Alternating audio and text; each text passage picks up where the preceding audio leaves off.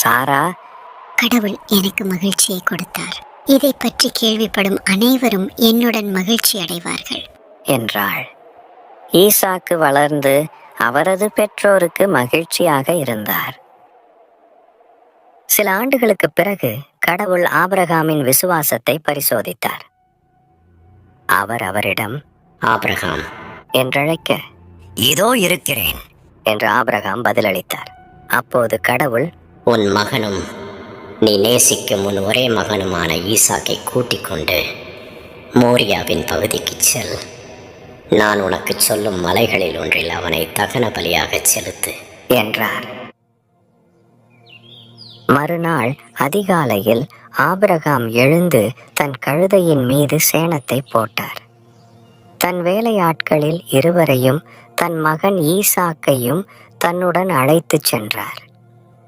சர்வாங்க தகன பலிக்கு தேவையான விறகுகளை வெட்டிய பிறகு கடவுள் சொன்ன இடத்திற்கு புறப்பட்டார்கள். 3ஆம் நாள் ஆபிரகாம் நிமிர்ந்து தூரத்தில் இருந்த அந்த இடத்தை பார்த்தார்.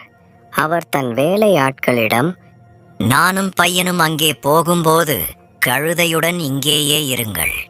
நாங்கள் வணங்குவோம், பிறகு உங்களிடம் திரும்பி வருவோம் என்றார்.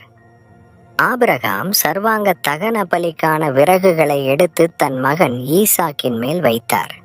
அவர் தாமே நெருப்பையும் கத்தியையும் கொண்டு சென்றார். அவர்கள் இருவரும் ஒன்றாக செல்லும்போது ஈசாக்கு தன் தந்தை ஆபிரகாமிடம் அப்பா என்றழைக்க, ஆம் மகனே என்று ஆபிரகாம் பதிலளித்தார்.